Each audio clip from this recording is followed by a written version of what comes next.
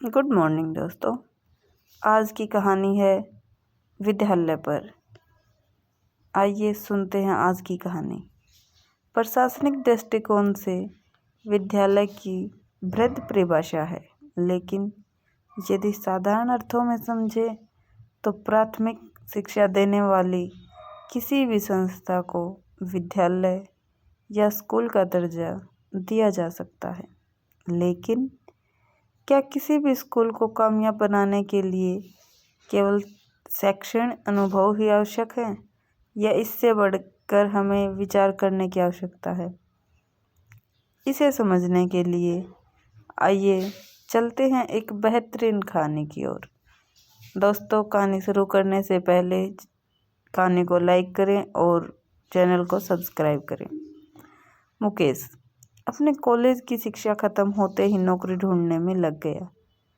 कई साल नौकरियों की तलाश करने के बाद जब वह हताश हो गया तो वह अपने दोस्त के बड़े भाई के पास सलाह लेने पहुंचा।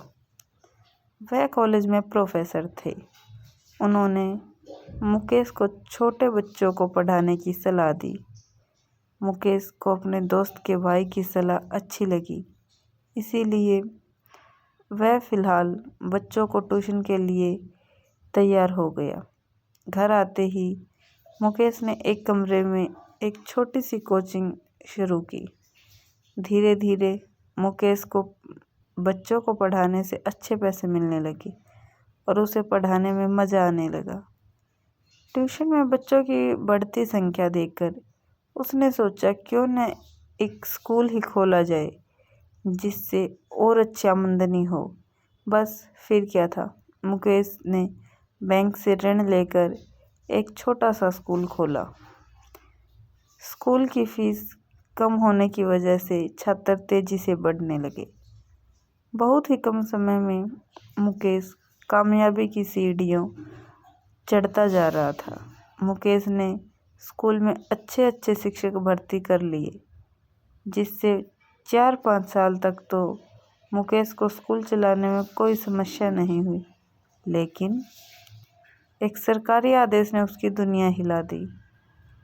डाक द्वारा प्राप्त हुए पत्र से उसे पता चला कि राज्य के 5 वर्ष पुराने सभी विद्यालय में ऑडिट किया जाएगा, जिसमें बच्चों की योग्यता देखकर ही स्कूल की मान्यता बढ़ाई जाएगी और जिन स्कूलों में शिक्षा का स्तर गिरा हुआ है तत्काल उनकी मान्यता रद्द हो जाएगी। बस फिर क्या था, नए नए स्कूलों में खलबली मच गई। सभी अपने अपने स्तर से अपने स्कूल को अच्छा दिखाने में लग गए। मुकेश ने अपने स्कूल के शिक्षकों की मीटिंग बुलाई और उसमें बच्चों की पढ़ाई के बारे में जानकारी ली। शिक्षकों के गोलमोल जवाब सुनकर मुकेश को एहसास हुआ कि उसे खुद जाकर बच्चों की जांच करनी चाहिए, तभी उसे अपने स्कूल की स्थिति का पता चलेगा। मुकेश सभी बच्चों की कक्षाओं में एक एक करके पहुंचा और उनके विषय से संबंधित प्रश्न पूछने लगा, लेकिन एक भी बच्चा सही तरीके से मुकेश के प्रश्नों का उत्तर न दे सका। इस बात से मुकेश को बहुत गुस्सा आया। उसने सभी शिक्षकों को फटकार लगाते हुए कहा, मैं तो आप लोगों को योग्य शिक्षक समझ कर लाया था, लेकिन आप लोग तो शिक्षक होने का फ़र्ज ही भूल गए हैं। आप लोगों को बच्चों पर विशेष ध्यान देना चाहिए था, लेकिन आज एक भी बच्चा प्रश्नों का उत्तर देने में सक्षम नहीं है और यह आप लोगों की नाकामयाबी साबित करता है। मुकेश की बात सुनकर सभी शिक्षक अपने बगले झांकने लगे। मुकेश को कोई रास्ता नहीं नजर आ रहा था कि इतने कम समय में वह अपने स्कूल के बच्चों का प्रदर्शन अच्छा कैसे करे। तभी वह अपने उसी पुराने दोस्त के बड़े भाई से मिलने गया, लेकिन रास्ते में एक विशाल जनसमूह ने उसके रास्ते में बाधा खड़ी कर दी। देखते ही देखते बहुत से लोग हाथों में डंडे लेकर सड़कों पर बड़ी संख्या में इकट्ठा हो गए। मुकेश सभी को गौर से देख रहा था। जब उसे आगे बढ़ने का रास्ता नहीं मिला, वह रैली के अंदर शामिल हो गया और रैली के बारे में पूछने लगा।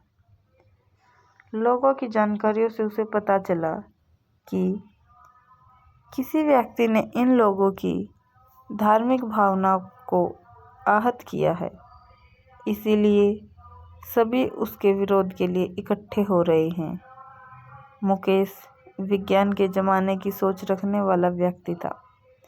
उसे यकीन ही नहीं हुआ कि आज भी लोग धर्म के नाम पर इकट्ठे हो जाते हैं। धार्मिक एकता देखकर मुकेश का माथा ठनका। उसे लगा, यदि धर्म के नाम पर इतने सारे लोगों को इकट्ठा किया जा सकता है, तो क्या किसी एक मकसद के लिए स्कूल के सभी बच्चों को एकजुट करके शिक्षा की ओर नहीं बढ़ाया जा सकता? उसने स्कूल पहुंचकर सभी शिक्षकों को एकत्रित किया और उनसे कहने लगा कि बच्चों की एकता बढ़ाने के लिए हमें कुछ करना होगा, तभी बच्चे आने वाली परीक्षाओं में अच्छा प्रदर्शन करेंगे, अन्यथा हमारे स्कूल की मान्यता रद्द हो जाएगी। मुकेश ने योजना के अनुसार सभी बच्चों को अगले दिन स्कूल से दूर शहर में स्थित एक खेल मैदान में पहुंचने को कहा। बच्चों को बताया गया कि मैदान में एक प्रोग्राम का आयोजन किया गया है, जहां बच्चों को प्रोत्साहित किया जाएगा। अगले दिन बच्चे खुशी खुशी खेल के मैदान में पहुंचे। मंच में विशेष अतिथि के तौर पर कुछ प्रशासनिक अधिकारियों को बुलाया गया था। जैसे ही मुकेश को सभी के सामने बोलने का मौका दिया गया, उसने अपने स्कूल के बच्चों की तारीफ के पुल बांधने शुरू कर दिए। छात्र छात्राएं स्कूल के प्राचार्य के मुंह से अपनी तारीफें सुनकर बहुत खुश हुए।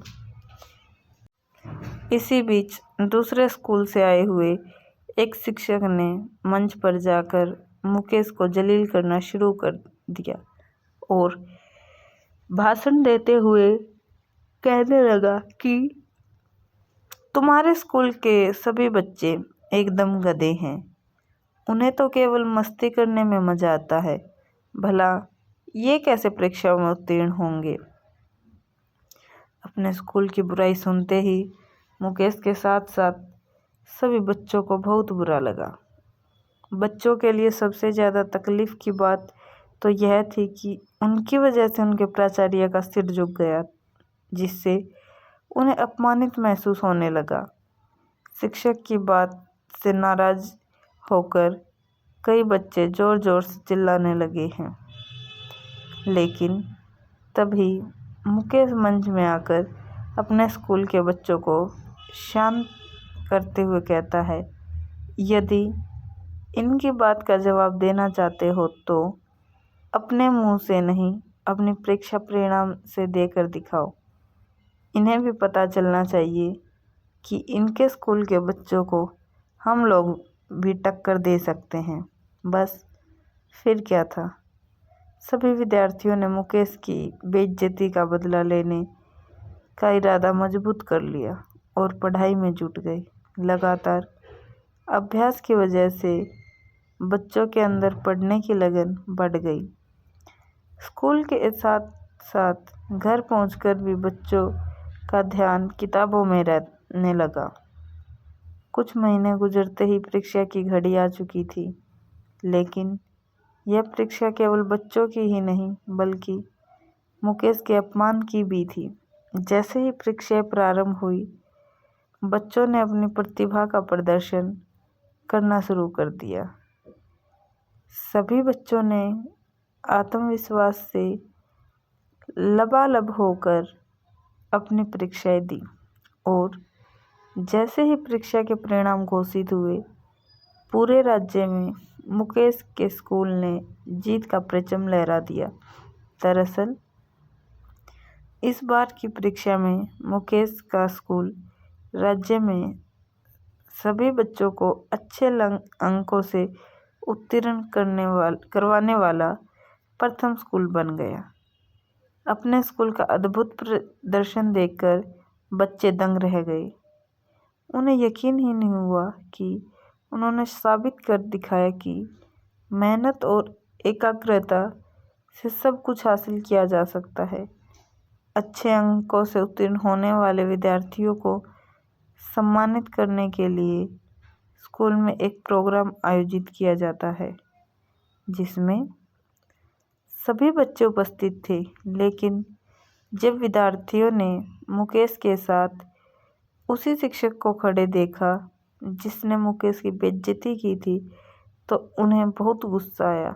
दरअसल बच्चे अपनी कामयाबी से उसे जवाब देना चाहते थे, लेकिन उन्हें समझ ही नहीं आ रहा था कि उनके प्राचार्य मुकेश उस शिक्षक के गले में हाथ डालकर क्यों घूम रहे थे। बच्चों के मन में जिज्ञासा उत्पन्न हुई तो बच्चों के समूह बनाकर मुकेश के पास पहुंच गए और हिचकिचाते हुए पूछने लगे, यह तो आपके विरोधी हैं, फिर भी आप इनके साथ मित्र की तरह घूम रहे हैं। मुकेश ने मुस्कुराते हुए कहा कि बच्चों, तुम्हें गलतफहमी हो रही है। ये मेरे दोस्त हैं और इन्होंने ही तुम लोगों को कामयाबी तक पहुंचाने के लिए मेरी योजना में मेरा साथ दिया। जैसे ही बच्चों को पता चला कि मुकेश ने उन्हें एक लक्ष्य देने के लिए सार्वजनिक मंच पर अपने अपमान का झूठा नाटक रचा था, वह सभी हैरान रह गए। वहाँ मौजूद सभी बच्चों ने मुकेश की बुद्धिमानी भरी योजना के लिए जोरदार तालियों से अभिवादन किया।